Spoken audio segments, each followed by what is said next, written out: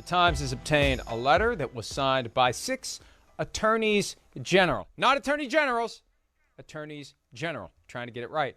6 different attorneys general who are troubled by the allegations and incidents of workplace misconduct, harassment specifically directed to women and minorities. They want the NFL to show that they are making progress toward changing, and if not, they could face a broad investigation. The 6 states involved are New York, Illinois, Massachusetts, Minnesota, Washington State, and, drumroll please, Oregon. We were talking about this during the break. How does Oregon have any interest in this whatsoever? There is no team in Oregon. There are no NFL events in Oregon. There are no connections to the NFL to Oregon other than the NFL drafts players who go to Oregon or Oregon State. That's it. And people in Oregon watch football games on TV and maybe drive to Seattle to watch the Seahawks. But that was odd to me. I would assume that at least it's going to be attorneys general from states where an NFL team is located. But regardless, Charean, Congress typically worries about, or not Congress, the NFL typically worries about Congress getting involved in things that would be troubling to the public interest. The NFL also needs to be worried about prosecutors. And the attorneys general of the various states are the top prosecutors who make some pretty big decisions about investigations and potential prosecutions of major wrongdoing. So you don't want, especially New York Attorney General Letitia James, who is extremely skilled and extremely aggressive, and if extremely motivated, you are in extremely deep doo-doo if you're on the other side of one of her investigations. You don't want these folks picking around. If you're the NFL, you better get your house in order. Well, and Mike, this story is troubling to me, and I did have a couple of questions that came out of it. It's 30 former employees. They described experiencing a demoralizing culture, and female staff members had to watch the Ray Rice elevator video. My question is, why would you have female staff members watch that? What would be the purpose? And my second question would be, is it only female staff members, or did male staff members also have to watch that? That was very confusing to me, and I don't know what the point of having them watch that video would be, Mike. I don't know why anybody should have to watch it. I don't know why that video would be appropriate workplace viewing anywhere. When I looked at the list of concerns, I texted the PFT text thread. I said, this sounds like the stuff Michael Scott did season 1 of The Office before they tried to make him likable. This is just weird, goofy, random, unhinged behavior by supervisory employees asking people in a public forum to stand up and say if they've been the victims of domestic violence, like anybody would ever want to talk about that in any setting. It's just very strange that this is the kind of stuff that came out. And just so we're clear, there was a New York Times report back in February that I don't remember seeing. Maybe it was happening during Super Bowl week or whatever. You know, sometimes what happens is people drop news during Super Bowl week thinking it's going to make a splash, and what happens is it gets ignored because there's so much going on. But I want to go back and look at that initial report that apparently triggered this letter from the 6 attorneys general, because this is different from the run-of-the-mill controversies we're aware of, not to demean any of them or downplay any of them, but we know about a lot of stuff. This isn't about the stuff we know about. This isn't about Washington, troubling as it may be. This isn't about the Cowboys cheerleaders voyeurism scandal that we know about, troubling as it may be. This is other stuff altogether that only compounds the concerns we already have. And I know from talking to people around the league and talking to people from the union over the years, there's a thought that it's just a matter of time before there is a sufficiently ambitious, motivated, and smart prosecutor who convenes a grand jury. Federal happens in so much secrecy, you have no idea it's going on until it's time to issue indictments. It's amazing with all the things that we've seen happen that the NFL hasn't had that kind of a probe that targets some type of criminal activity that is happening when these controversies play out. Because if you really want to delve into the details of things that just seem wrong, if you apply the laws on the books to things that viscerally seem wrong, chances are you're going to find something, some statute that was violated in the process of getting to this end result that we look at and say, that just seems wrong. Well, and Mike, you laid it out in your story about the various scandals that the NFL has faced and is facing over the past year. And I don't know if there has been a worse calendar year in NFL history than what we've seen over the last calendar year. When you think about the Brian Flores litigation and what might still come out of that, when you think of John Gruden getting fired off of the Commanders' investigation, Dan Snyder and the congressional hearings, the Cowboys voyeurism, cheerleader voyeurism scandal. I mean, the Deshaun Watson situation that's still ongoing, 22 civil lawsuits he still faces in that. So it's just been one thing after another. And it does, I mean, we talked about when at the time, Washington football team, when that first came out, that this could be the tip of the iceberg. I just read this story going, is this the tip of the iceberg? How much more is going to come out of this? How much more is going to come out of Brian Flores? How much more is going to come out of the Washington football team? This, to me, is just bad for the NFL, and it's been a bad calendar year, and I don't know how much more bad there is to come out, but it just seems like there's going to be more bad. It just feels like there's going to be more bad for the NFL. Well, we remember this. We reported 10 days ago that an amended complaint is coming in the Brian Flores litigation that will have 2 new plaintiffs and 2 new teams at least as defendants, 2 new plaintiffs making similar claims to what Brian Flores has made. So that's about to come back to the front burner for the NFL, and that's not going away anytime soon. And you know what?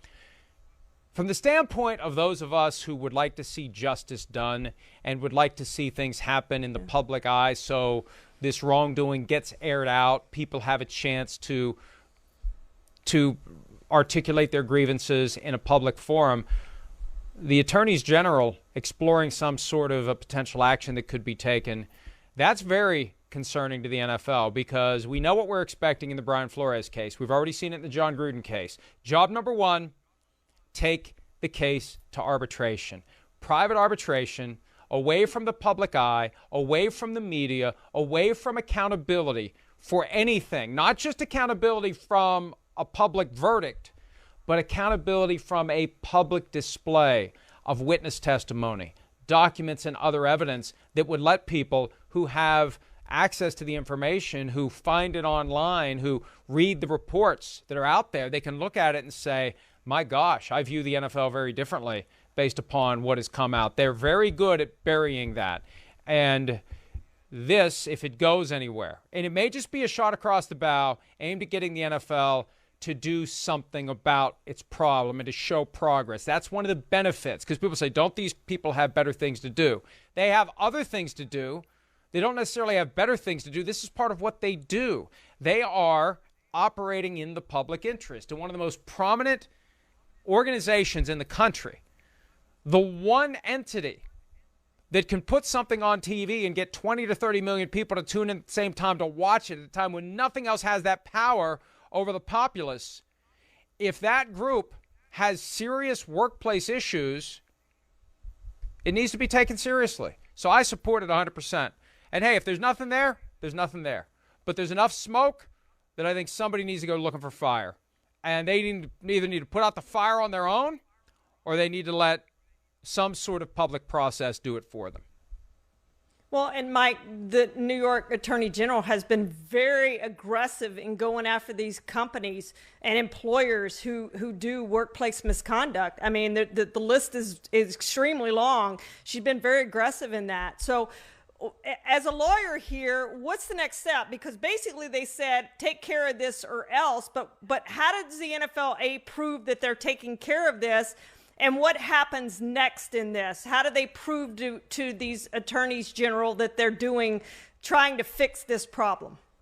Well, I think it will spark a dialogue between the NFL and the attorneys general if Letitia James is leading the charge. And it makes sense because the NFL is headquartered in New York and has a team there, obviously, in the Buffalo Bills, even though there are 2 other teams named New York. We know they don't actually do business in New York. But you have maybe a meeting. You sit down and talk things through. You have the NFL persuade you that things are going to happen. You develop relationships with people who work there who can give you information off the grid as to whether or not things are changing. There are ways to monitor. There are ways to investigate. There are ways to find out whether or not the NFL is making things better or stepping into a bigger problem. So this is all good news for the people who work for the NFL, work for the teams. People have dealt with a lot of crap. And one of the reasons why, and look, I deal with this all the time.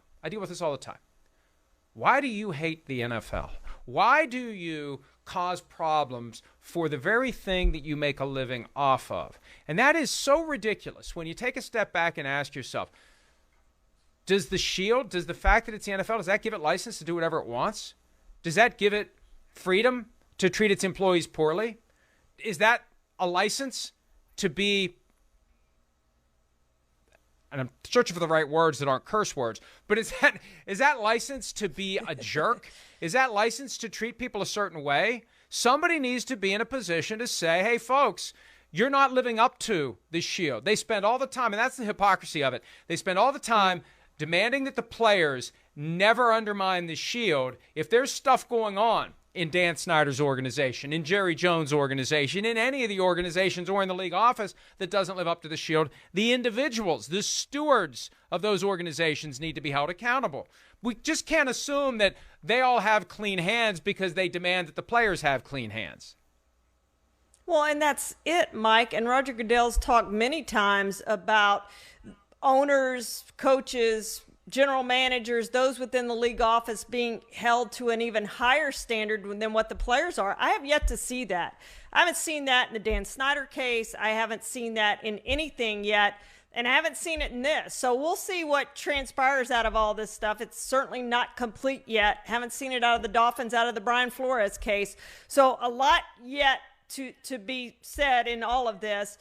But I want to see these people held at least to the standard that they hold players to, but also at a higher standard, because that's what Roger Goodell repeatedly has said. We hold ourselves to a higher standard than even the players. And that's bullcrap. I'm sorry. All due respect, that is a lie. That is not the truth. They don't do it. And the reason we know they don't do it is because they've buried the Daniel Snyder, Washington Commanders evidence. If any of the stuff came out, not any of it, but there's surely something that would come out if there was transparency that people could potentially react to and say, this guy can't own the team anymore. So they've kept it hidden. They've kept it secret because they want to protect the other owners from ever being in a similar situation. And then we have the back and forth last week. Oh, Daniel Snyder is no longer in day-to-day control of the team. He's not back yet. And then the Washington Times says he is. And the NFL just shrugs at it. They don't even say we're going to investigate it. They don't say the Washington Times was wrong. It was almost surreal last week. Let me just recount. On Tuesday, the commissioner says Daniel Snyder still not in day-to-day control of the team. Wednesday, Washington Times, yes, he is. I asked the league, do you care to comment on what the Washington Times says? Well, Roger's already addressed this. Right, but since then, a publication has said that what Roger said isn't true. So you're just not going to say anything? You're just going to let that go? You're just going to ignore it? It's amazing to me. So this is all investigations, discussions, accountability that is fair and proper, especially because they always look to hold the players to the highest possible standard. And for the people who aren't on the field, they're inclined to look the other way. Hi, I'm Mike Tirico, and thanks for watching. Make sure to hit subscribe for the latest news and highlights from NBC Sports.